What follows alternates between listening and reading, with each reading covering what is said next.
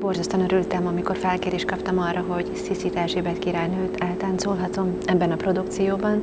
A szépség, a boldog életből lesz egy mélységes dráma, egy olyan, ami sokkal több, mint az ő élete, ami fölött neki ma nem volt kontrollja, és mégis el kellett, hogy fogadja.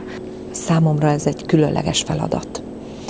Egyrészt előbányászni a lelkem bugyrából azokat az érzéseket, amelyeket Sziszi átélhetett ezekben az időkben, mind a férjével a kezdeti időkben, és később is, amikor már fia meghal. Azt gondolom, hogy mint operaénekes is nagyon nagy feladat. Schratt Katalin belesodródott egy helyzetbe, amit nem ő talált ki, és nem manipulált semmit, hanem belekerült egy történetbe, amelyhez nem csak hozzá nőnie kellett, hanem teljes lényével bele kellett tudjon állni, tehát nem mint szerepbe, hanem mint helyzetbe. A modern zenében élek valójában, monóperákat énekelek, még Terényi Ede 9 monóperáival futunk a világon.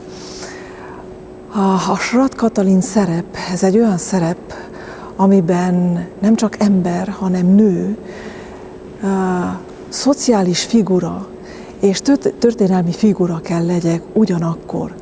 Ez számomra egy fantasztikus kihívás, mert nem csak az emberi hangommal kell valamilyen módon szerepet alakítsak, hanem bele kell illeszkedjek nem egy emberben, hanem egy korszakban, és mondhatnám úgy egy olyan helyzetben, ami történelmet hord a vállán, és egy olyan ember mellett élni, mint Ferenc József, ez nem csak nő, hanem történelem alakító is.